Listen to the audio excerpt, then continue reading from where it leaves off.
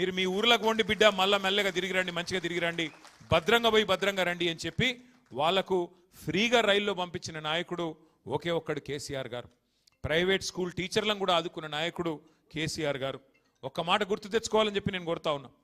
హైదరాబాద్లో నాకు చాలామంది మిత్రులు చెప్తా ఉంటారు, అన్నా మేము కరోనా అప్పుడు ఇళ్లలో ఉండిపోయినాం, దగ్గర 2 నెలలు 3 నెలలు ఉండిపోయినాం, బయటికి వచ్చే వరకు కొత్త రోడ్లు కనబడ్డాయన్నా, ఏం చేసిండ్రు మీరు, మీ మున్సిపల్ డిపార్ట్మెంట్ వాళ్ళు కొత్త రోడ్లు కొత్త ఫ్లైఓవర్లు ఎట్లా పూర్తి చేసిండ్రని అడుగుతుంటారు.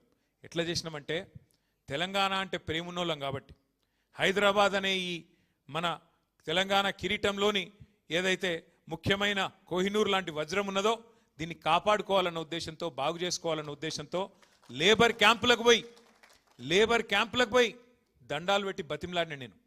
దగ్గర 10-14 లేబర్ క్యాంపులకు పోయినా నేను. ఆ రోజు అందరు వెళ్ళిపోతున్నారు కార్మికులు, పాపం ఆ రోడ్లేసే రంగంలో పనిచేసే కార్మికులు ఎవరైతే ఉంటారో భవన నిర్మాణ రంగంలో వారు వెళ్ళిపోయే పరిస్థితి, భయపడుతున్నారు. బతుకుంటే బల్సాకు తినొచ్చు, ఈ కరోనా వచ్చింది మా భార్య పిల్లల దగ్గర పోతామని చెప్పి ఇతర రాష్ట్రాల వాళ్ళు పోతుంటే దండం పెట్టి బతిమలాడి అన్నా పోవద్దని చెప్పి 2 రెట్లు 3 రెట్లు వాళ్ళ జీతాలు పెంచి మళ్ళా మనకి ఇటువంటి మోక దొరకది. హైదరాబాద్లో పనిచేసేందుకు రోజు నార్మల్గా అయితే 5-6 గంటలకు మించి దొరకది, రాత్రి 12 నుంచి పొద్దున 6 వరకే. కానీ ఈ టైంలో మొత్తం అన్ని రోడ్లు ఖుల్లా ఉన్నాయి, మైదాన్ సాఫ్ ఉన్నది, జల్దీ చేద్దామని చెప్పి కాంట్రాక్టర్లను ఒప్పించి మొత్తం వర్కర్లను ఒప్పించి పెద్ద సంఖ్యలో దగ్గర 20-30 కొత్త రోడ్లు నిర్మాణం చేసిన ఘనత మన ప్రభుత్వాన్ని. అయితే వాటికి చెమట చిందించింది ఆనాడు మన కార్మిక సోదరులనే మాట కూడా నేను మీకు గుర్తు చేస్తా ఉన్నా. వలస కూలీలు కాదు మీరు, అభివృద్ధిలో మీరు మా భాగస్వాములని చెప్పి ఇతర రాష్ట్రాల కార్మికులను కూడా కడుపులో పెట్టుకొని చూసుకున్న ఘనత మన నాయకుడు కేసీఆర్ గారిది. కానీ ఇవాళ ఏం పరిస్థితి ఉన్నది ఒక్కసారి ఆలోచన చేయండి. కాంగ్రెస్ ప్రభుత్వం వచ్చింది, అడ్డగోలు హామీలు ఇచ్చింది. ఆ రోజు కేసీఆర్ గారేమో పొరుగు రాష్ట్ర కార్మికులను కూడా కడుపులో పెట్టుకొని చూసుకుంటే ఇవాళ Srisailam left bank canal SLBC tunnel కుప్పగూలి, సొరంగం కుప్పగూలితే కనీసం అందులో కార్మికుల శవాలను కూడా గుర్తించలేని దుస్థితిలో ఉన్నది ఈ ప్రభుత్వం. కార్మికుల శవాలను కూడా కనీసం వాళ్ళ కుటుంబాలకు అప్పజెప్పలేని దుస్థితిలో ఇవాళ ఈ ప్రభుత్వం, రేవంత్ రెడ్డి గారి ప్రభుత్వం ఉన్నది. అది కుప్పగూలుడు కూడా ఎట్లా కూలింది? ఈ ప్రభుత్వం యొక్క అవినీతి వల్ల, ఈ ప్రభుత్వం యొక్క అసమర్థత వల్ల, కేవలం వీళ్ళ చాతగాంతనం వల్లనే జరిగింది తప్ప ఇంకోటి కానీ కాదు. అట్లాగే సంగారెడ్డి జిల్లాలో సిగాచి అనే పరిశ్రమ, అక్కడ పెద్ద ప్రమాదం సంభవించి మరి దాదాపు 55-60 మందో కార్మికులు సజీవ దహనమైతే పట్టించుకున్న నాదుడు లేడు. ముఖ్యమంత్రి గారు ఒక పత్రికా ప్రకటన మాత్రం ఇచ్చిండు, ₹1 కోటి నష్టపరిహారం ఇస్తా అన్నాడు. కానీ ఇంతవరకు ఒక్క కార్మికుడు కూడా ₹1 కోటి రాలేదు. ఇది వాస్తవం. కానీ ఇప్పటి వరకు ఒక్క మంత్రి కానీ ఒక్క ప్రభుత్వంలో బాధ్యుడు కానీ స్పందించిన పరిస్థితి లేదు. కేవలం మాటలతో, కంటి తుడుపు చర్యలతో ఇవాళ సిగాచి మరి వాళ్ళని కూడా పక్కన పెట్టినారు. అన్నిటికన్నా ఘోరం ఏంటంటే వలస వచ్చి బతుకుదేరువు కోసం ఇక్కడికి వచ్చిన, నగరానికి వచ్చిన కూలీలు కార్మికుల ఇండ్ల మీదకి బుల్డోజర్లు పంపిస్తున్నాడు. ఇప్పుడే మా శ్రీనివాస్ గౌడన్న యాద్ చేస్తున్నాడు.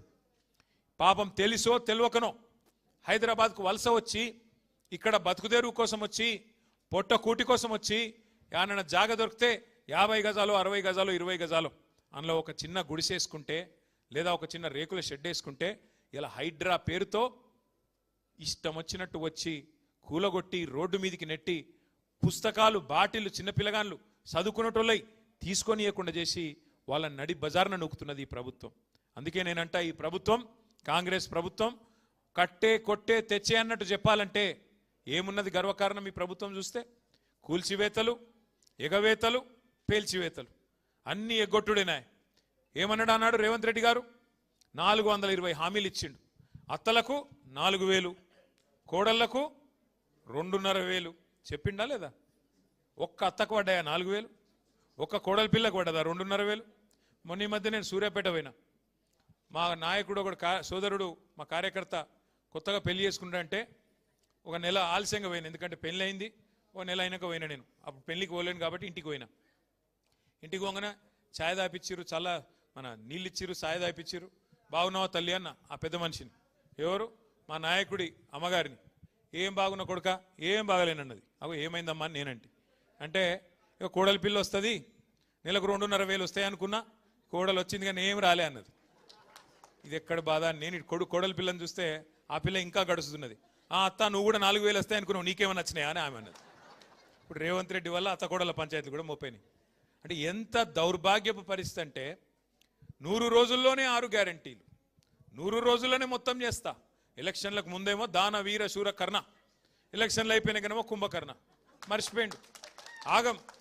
అడిగినావు అనుకో గట్టిగా, ఏమయ్యా రేవంత్ రెడ్డి గారు మరి ఇన్ని నరికితివి కదా, ఆశాలకు 18,000 అంటివి, ఆశ చూపెడితివి, అందరికి ఏమేమో చెప్తివి, ఏమన్నా చేసినావో ఒక్కటన్నా చెప్పు ఏం సంగతి అంటే, ఎంత కండలు తిరిగిన వస్తాదైనా 3 నెలల పిల్లలు పుట్టిస్తాడా? ఇది ముఖ్యమంత్రి నోట్లకెళ్ళి వచ్చే మాటనా? ఇది మాకు తెలియదా? 3 నెలల పిల్లలు పుట్టరని మనకు తెలియదా? ఎవరికి కింద కూర్చున్న వాళ్ళకి ఎవరికి అర్థం కాదా? ముఖ్యమంత్రి నోట్లకెళ్ళి వచ్చే మాట. మరి ఎవడు చెప్పమన్నాడు నిన్ను 90 రోజుల్లో చేస్తా, 99 రోజుల్లో చేస్తా, బాండ్ పేపర్లు ఎందుకు రాశారు? జేమ్స్ బాండ్ లెక్క. మీ ఆయన చెప్పింది కదా డిప్యూటీ సీఎం, భద్రంగా పెట్టుకోండి కార్డులు, భద్రంగా దాచిపెట్టుకోండి 90 రోజులు. మా వాళ్ళు వస్తారు, ఇప్పుడు ఎడబెట్టుకోవాలి మరి కార్డులు, ఏం చేసుకోవాలి కార్డులు అంటే? కమల్ హాసన్ మించిన యాక్టింగ్లు చేసారు ఎలక్షన్లకు ముందేమో, ఇప్పుడేమో ఏమైనా అంటే 3 నెలల పిల్లలు పుట్టిస్తారా ఎవడన్నా అని మాట్లాడుతుండు. అయ్యా రేవంత్ రెడ్డి గారు, మాకు కూడా తెలుసు 9 నెలలకు పిల్లలు పుడతారు, కానీ నేను అడుగుతున్నా 3 నెలలు ఎప్పుడో అయిపోయింది, 30 నెలలు పడ్డది. మరి 30 నెలలకు కూడా పిల్లలు పుట్టకపోతే నిన్నేమనాలి మరి?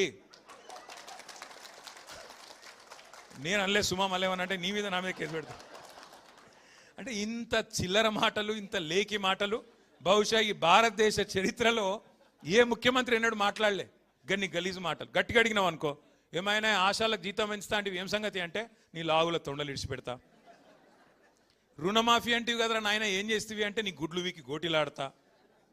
గట్టిగా అన్నావు అనుకో, మా ఆర్టీసీ కార్మికుల అపాయింటెడ్ డే ఏమై పాపంగా శంకర్ గౌడ్ పెద్ద మంది చచ్చిపోయిండు, నువ్వు అబద్ధం చెప్పిన దానికి అంటే పేగులు తీసి మెడలు వేసుకుంటా. గివా మాటలు. ఇంకా ఇక ఎంత దిగజారి మాటలు అంటే, ఇప్పుడు నేను అడుగుతా ఒకటి, కష్టపడి పనిచేసే వాళ్ళకు, కష్టపడి పనిచేసే వాళ్ళందరికీ ఒకటి తెలుసు, ఏమిటిది?